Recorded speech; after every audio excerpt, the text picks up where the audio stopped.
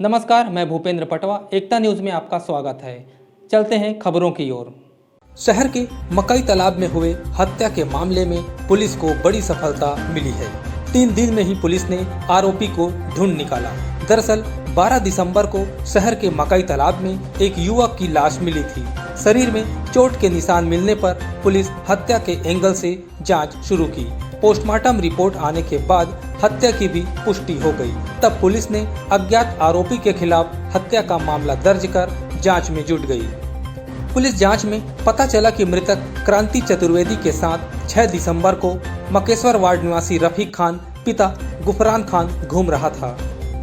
गुरुवार को हत्या का खुलासा करते हुए पुलिस ने बताया कि आरोपी रफीक खान ने पूछताछ में पहले पुलिस को गुमराह किया, लेकिन कड़ाई से पूछताछ में अपना जुर्म स्वीकार कर लिया।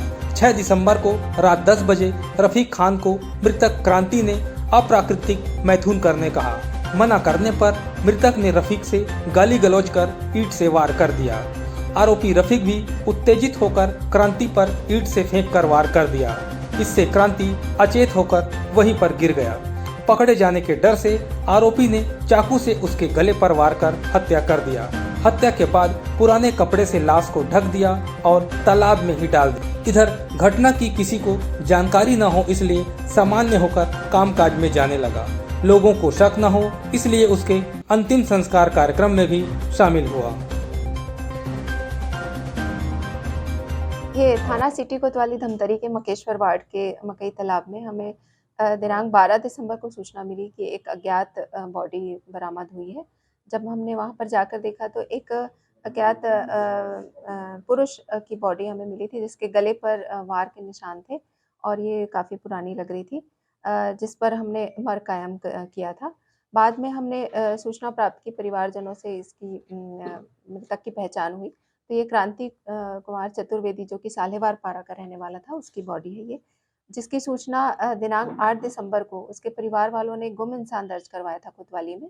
और जितने भी इसके पश्चात जो मर्ग कायम होने के बाद मेडिकल एविडेंस जितने हमारे पास आए और टेक्निकल एविडेंस, साइबर सेल तकनीकी उनकी सहायता से हमें ये ज्ञात हुआ कि ये दिनांक 6 दिसंबर की रात को ये मृतक जो है आरोपी रफीक खान के साथ ये चमेली चौक के पास देखा गया था। करीब रात को 9:30 बजे की घटना है ये। और 9:30 बजे चमेली चौक से होते हुए ये डॉक्टर महावर जो गली है वहाँ से होते हुए ये मकई गार्डन गए थे।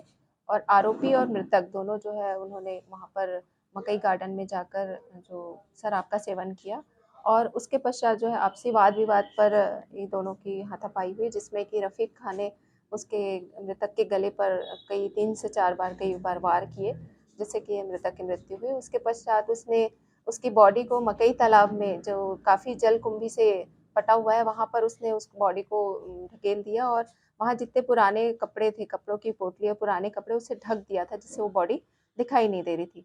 फिर दिनांक चूँकि ये 6 दिसंबर की घटना है और जब बॉडी ऊपर आई तब हमें ज्ञात हुआ कि यहाँ पर कोई बॉडी है। तो ये हमें दिनांक 12 दिसंबर को प्राप्त हुआ था। और जितने भी उसके आरोपी रफीक खान के मेमोरेंडम के हिसाब से आज उसे रिमांड पर भेज। एकता न्यूज़ में आज बस इतना ही। अगले बुलेटिन में फिर मिलेंगे, तब तक के लिए नमस्कार।